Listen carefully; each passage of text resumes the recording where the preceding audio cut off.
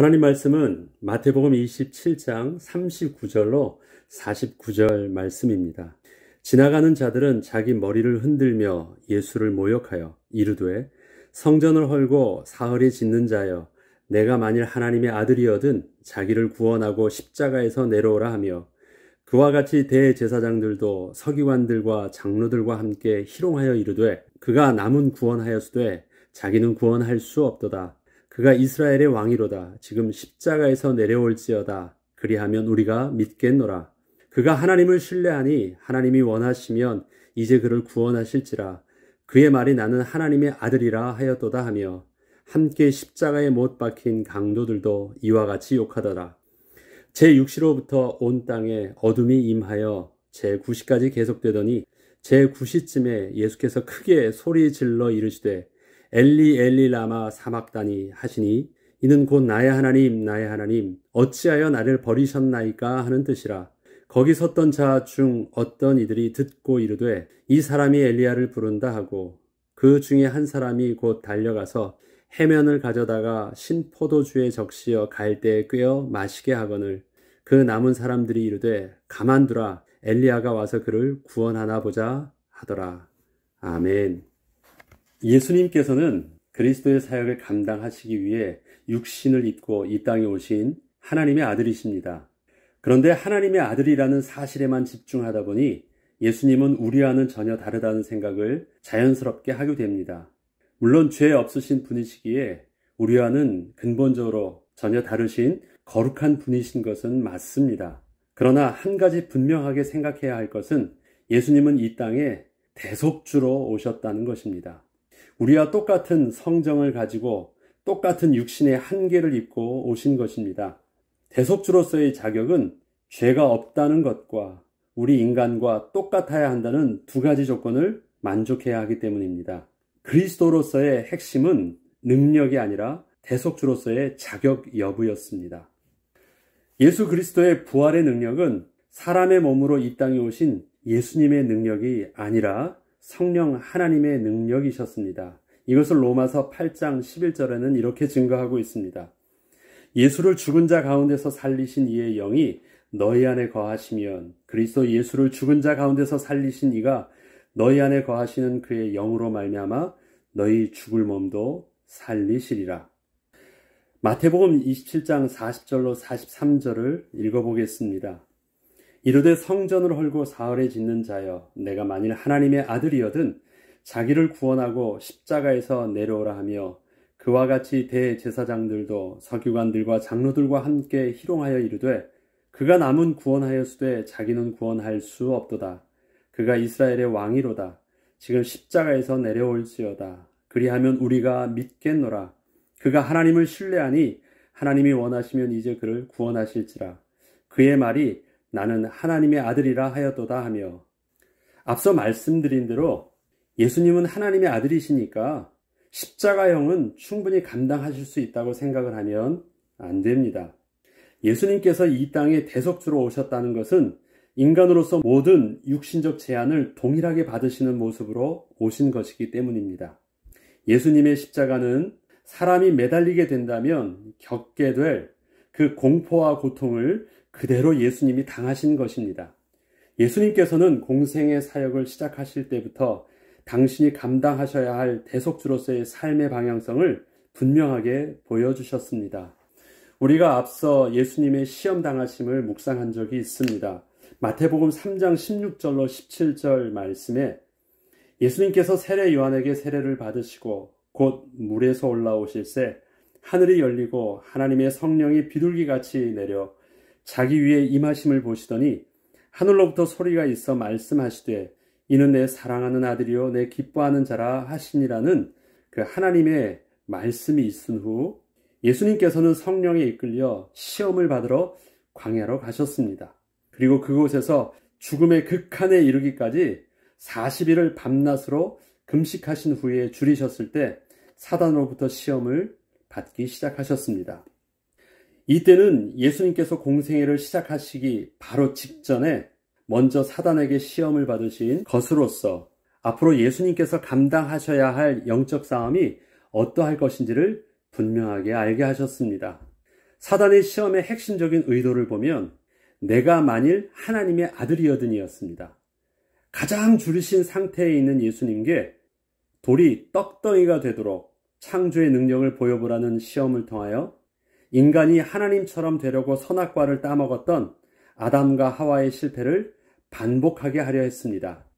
이때 예수님은 사람이 떡으로만 살 것이 아니요 하나님의 입으로부터 나오는 모든 말씀으로 살 것이라는 신명기 8장 3절의 말씀을 인용하시면서 하나님이 지으신 사람의 실존과 생명의 정체성이 피조물로서 창조주 하나님과의 선을 넘지 않고 하나님의 말씀에 순종하는 것임을 분명히 하셨습니다. 이렇듯 예수님께서 이 땅에 사람의 몸으로 오신 이유는 바로 이러한 인간이 하나님처럼 되려 했던 그 실패를 다시 회복시키시기 위해서 오신 그리스도이셨습니다. 예수님께서는 지금 공생의 마지막을 십자가에서 마무리하고 계십니다. 공생의 시작에 사단이 예수님께 했던 내가 만일 하나님의 아들이거든이라는 그 시험의 핵심적 구절이 왜 이 말이 되었는지 예수님의 십자가의 죽음을 보면서 또 저들이 조롱하는 그 내용을 보면서 그 사단의 의도와 예수님의 그리스도로서의 사역의 핵심이 무엇인지 더욱 분명하게 보여주시고 계십니다. 그렇다면 우리는 예수님의 십자가의 형벌을 먼저 인간의 육신적 한계를 가진 모습을 염두에 두고 볼 수 있어야 합니다. 이와 같이 사람의 몸으로 이 땅에 오신 예수님이 당하시는 십자가의 고통은 십자가에서 죽는 어느 누구와도 다르지 않는 극한의 공포와 고통을 느끼게 하는 형벌이었습니다. 예수님도 예외가 아니셨습니다. 만약에 사람들에게 어떠한 문제에 대하여 예측했던 상황이 온다면 그것은 마음의 준비를 하고 있던 것이기 때문에 고통이 와도 크게 당황하지는 않습니다. 그러나 예측된 상황을 뛰어넘는 고통과 느낌이 오면 그것은 당황함을 뛰어넘어서 두려움으로 다가오기 시작하는 것입니다. 주님께서 십자가에 매달리기까지 주님은 제자들에게 이렇게 될 것을 수차례 말씀하셨습니다. 심지어 그리하지 마옵소서라고 하며 예수님을 막아서는 베드로에게 사단아 물러가라 말씀하실 정도로 십자가의 죽음은 당신의 가장 중요한 사역임을 한 번도 의심한 적이 없으셨습니다. 그런데 정작 그 시간이 되어 십자가에 매달리셨을 때 예수님께서는 어찌하여 나를 버리셨느냐고 직접 하나님께 외치고 있는 것입니다. 그분은 우리와 다르지 않으신 동일한 성정을 가지신 분이셨기 때문이었습니다. 또한 예수님의 이러한 십자가에서의 죽음의 고통은 바로 우리의 하나님을 반역하고 불순종한 죄가 얼마나 심각한 것인지를 분명하게 보여주고 있는 것입니다. 시편 22편 1편에는 내 하나님이여 내 하나님이여 어찌 나를 버리셨나이까 어찌 나를 멀리하여 돕지 아니하시오며 내 신음소리를 듣지 아니하시나이까. 이렇게 시편 22편은 다윗의 순환시입니다. 예수님께서는 다윗의 순환시의 한 구절을 인용하시면서 자신의 신적 상황을 그대로 표현하셨습니다. 특별히 이 구절은 히브리어와 아람어의 음역 때문에 사복음서 중 마태복음과 마가복음만이 쓰고 있습니다. 다윗의 시로 나타난 히브리어 문장 중 예수님께서는 시편 22편 1절을 히브리어 그대로 발음하셨던 것입니다. 예수님께서는 한 구절을 인용하셨지만 당시 사람들은 지금 예수님께서 다윗의 시를 통하여 자신의 모습을 그대로 드러내고 계심을 알 수 있었습니다. 유대인들에게 있어서 구약의 성경 내용은 그들의 그런 모음이 없습니다. 자음만 있어요. 히브리어는 자음만 있습니다. 그런데 그것을 다 읽을 수 있어요. 왜 그게 가능할까요? 하도 어려서부터 부모로부터 또 랍비로부터 읽는 것을 들었고 또 그가 성장해도 그 자음만 봐도 이 내용이 무엇인지를 다 외우고 있기 때문에 다 알고 있습니다.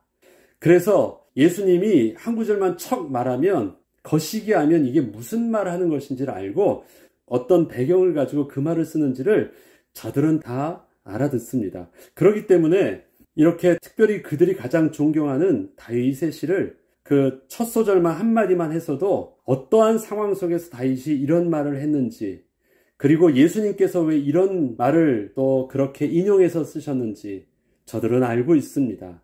바로 다윗의 심정처럼 다윗의 그 고통처럼 예수님의 고통도 그러하다라는 것을 또 알 수 있도록 하신 것입니다. 다윗의 시를 보면 예수님의 십자가 현장을 아주 똑같이 마치 눈앞에서 보고 있는 것처럼 묘사를 하고 있습니다. 이것은 다윗이 자신의 경험을 넘어서 장차 오실 메시아의 고난을 하나님께서 성령의 감동으로 표현하게 하신 것이었습니다. 나의 하나님, 어찌하여 나를 버리셨나이까?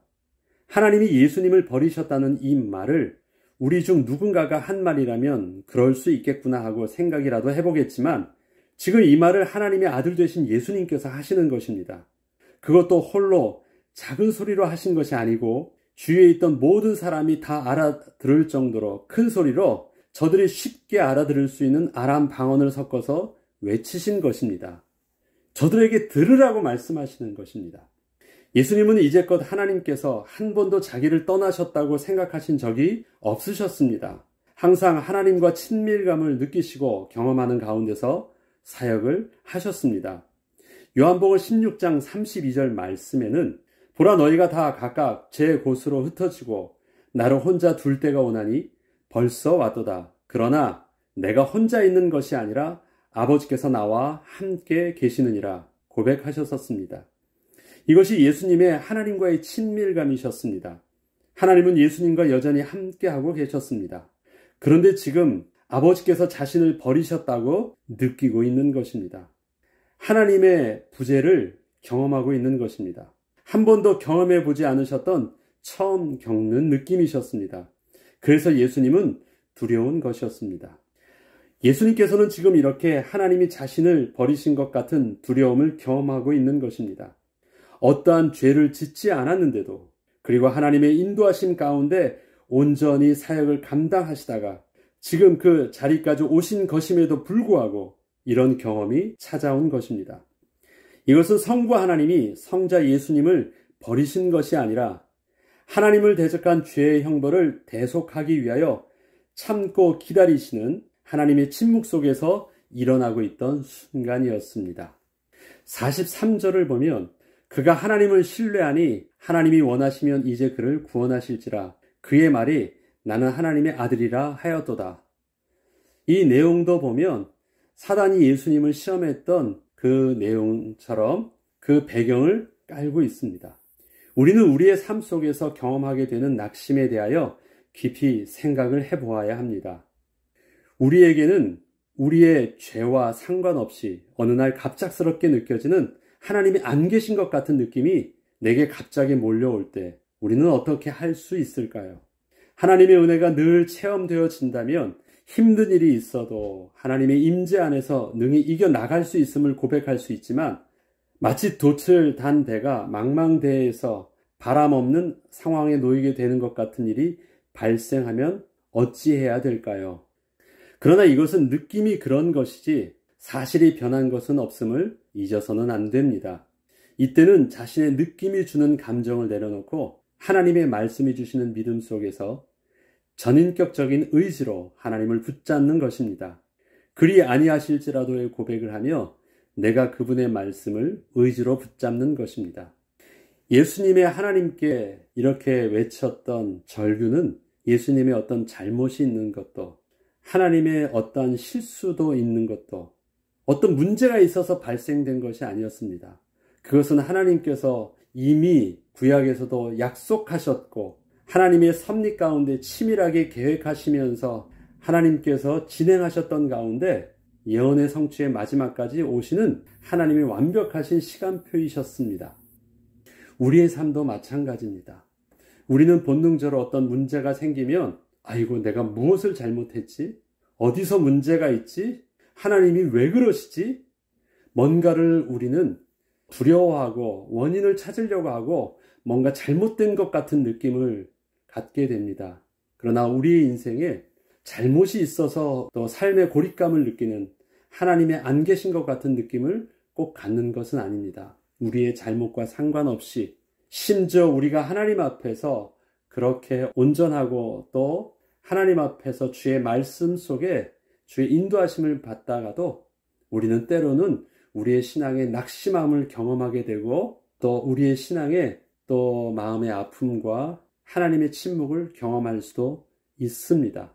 그때는 우리가 우리의 느낌을 통해서 반응할 것이 아니라 우리는 실질적인 하나님의 말씀을 근거로 하여 우리의 삶에, 우리 신앙의 그 기준을 삼고 그 위에 믿음의 집을 지어야 되는 것입니다. 42절에 보면 지금 십자가에서 내려올지어다 그리하면 우리가 믿겠노라 하는 저들의 조롱에 예수님께서는 고통의 순간 스스로 내려오실 수 있었습니다. 그러나 예수님께서 하나님을 신뢰하는 방법은 하나님께 자기의 필요를 요구하는 것이 아닌 하나님을 신뢰함으로 묵묵히 순종하고 십자가에서 죽으시는 모습이셨습니다. 우리가 믿음으로 하나님께 기도하고 응답받는 것, 그것도 우리의 믿음의 행위가 맞습니다. 그러나 때로는 하나님께서 내게 허락하시는 이 실패의 시간표나 이 절망의 시간표나 앞길이 막혀지는 것 같은 시간표 속에서 선하신 하나님의 계획에 믿음으로 순종하며 하나님이 하시는 일들을 믿음으로 바라볼 수 있는 영적인 안정감과 영적인 믿음의 기다림도 우리에게는 필요한 것입니다. 예수님은 하나님이 지금 당신을 위해서 하실 일들을 잘 알고 계셨기 때문에 그때는 저들이 조롱하는 것처럼 네가 하나님의 아들이거든 하나님께 요청해봐 라고 말했지만 그분은 그렇게 하지 않으셨고 묵묵히 하나님 말씀에 순종하심으로 십자가형을 그대로 받으신 것입니다. 이 일에 대해서 히브리서 5장 8절로 9절은 이렇게 증거하고 있습니다. 그가 아들이시면서도 받으신 고난으로 순종함을 배워서 온전하게 되셨은즉 자기에게 순종하는 모든 자에게 구원의 근원이 되시고 라고 증거하고 있습니다. 인간의 실패는 어디서부터 왔습니까? 불순종에서 온 것이었잖아요. 그렇기 때문에 예수님께서는 가장 온전한 사람의 모델을 어디서 증거로 보여주셨습니까? 바로 온전한 순종을 통해서 그 증거를 보여주신 것입니다. 그래서 구원의 근원이 되어지신 것. 하나님 자녀의 생명의 뿌리가 뽑혀지게 된, 기초가 무너지게 된 이유가 어디 있었습니까?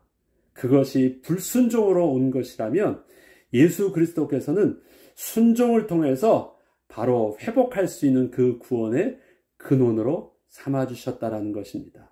그리고 사람의 가장 온전함이 바로 하나님께 온전한 순종임을 분명히 십자가를 통해서 증명하여 주시고 증거하여 주셨다라고 히브리서 기자가 기록하고 있는 것입니다.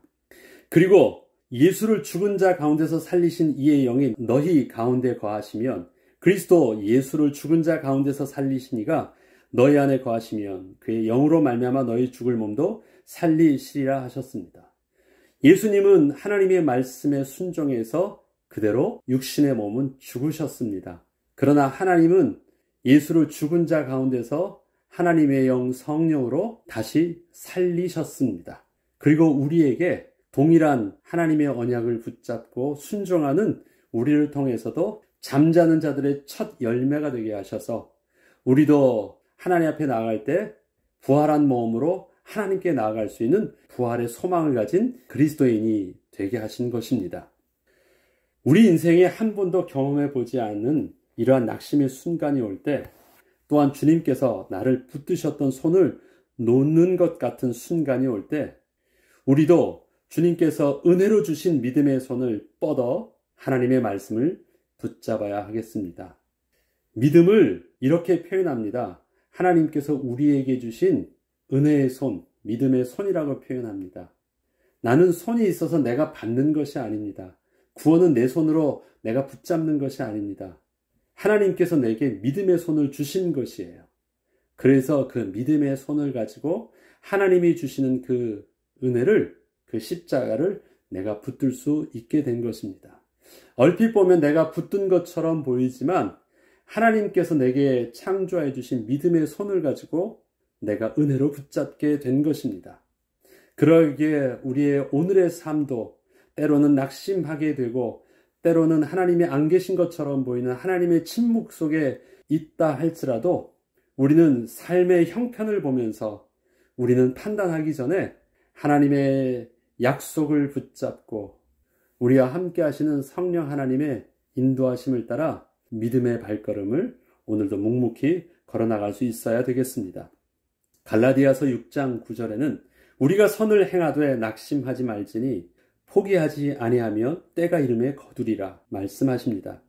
또 그 말씀처럼 하나님께서는 우리의 가장 힘들고 어려워 보이는 삶의 순간을 통하여 그저 좋은 것이 좋은 것이다라는 신앙의 수준을 뛰어넘어 그리 아니하실지라도 하나님은 나의 소망이 되십니다를 고백함으로 그리스도의 장성한 분량에까지 이르는 그리스도인으로 우리가 한 걸음 더 성숙하기를 원하십니다. 삶에 좋은 것만 다 얻는 것이 유익하지 않다는 것을 우리가 어른이 돼가면서 우린 잘 알고 있습니다. 아픔만큼 실패만큼 그것이 우리에게 성숙하게 되고 그것이 우리에게 어려서는 볼 수 없었던 믿음의 눈을 열고 또 지난날에는 볼 수 없었던 선하신 하나님의 또 다른 계획을 맛볼 수 있는 하나님의 은혜의 인도하심을 받는 것, 그것이 꼭 우리의 성공을 통해서 원하는 대로 되어지는 것을 통해서만 되어지지 아니하고 하나님이 우리의 삶의 장애물 같은, 우리의 삶의 실패와 같은, 우리 삶에 알 수 없는 황당한 당황스러운 사건 같은 삶의 모습 속에서도 하나님은 하나님의 선하신 계획을 가지고 우리를 그렇게 인도하고 계십니다. 삶은 우리에게 다양한 변화가 보이지만 하나님의 말씀은 1.1학이라도 틀림이 없기에 우리의 신앙의 근거는 나의 영적인 컨디션에 두지 말고 하나님의 말씀 속에서 우리가 안정적으로 거할 수 있도록 그 위에 우리의 신앙을 올려놓을 수 있는 은혜 가운데 믿음의 여정을 흔들림 없이 나아갈 수 있는 저와 여러분 되길 주의 이름으로 축복합니다. 기도하겠습니다. 하나님 아버지 감사드립니다. 예수님께서는 하나님의 아들이셨음에도 불구하고 이 땅에 사람의 몸을 입고 오셔서 그리스도로서 대속주가 되셨을 때는 우리와 똑같은 성정을 가지고 우리와 똑같은 시험을 받는 자로 그 직분을 온전히 감당하셨습니다. 그리고 예수님은 예수님의 아픔과 두려움과 절망감과 고독감을 정직하게 다 표현하셨습니다. 그렇지만 그럼에도 불구하고 하나님을 신뢰함으로 순종하셨을 때 세상 보기에는 실패한 십자가의 형으로 죽으셨던 것처럼 보였지만 예수를 죽은 자 가운데서 살리셨던 하나님의 영 성령께서 부활의 주님으로 세상에 증거하여 주셨고 그리스도이심을 드러내 보이셨습니다. 하나님, 예수를 죽은 자 가운데 살리신 성령께서 지금도 우리와 함께 하여 주심을 감사드립니다. 오늘도 우리의 삶 속에 부활하신 예수를 죽은 자 가운데 살리신 성령께서 함께 하여 주셔서 성령의 인도하심을 따라 우리의 삶도 능히 승리하게 하시고 부활의 증인으로 서게 하여 주시옵소서. 감사드리며 우리 주 예수 그리스도 이름으로 기도합니다. 아멘.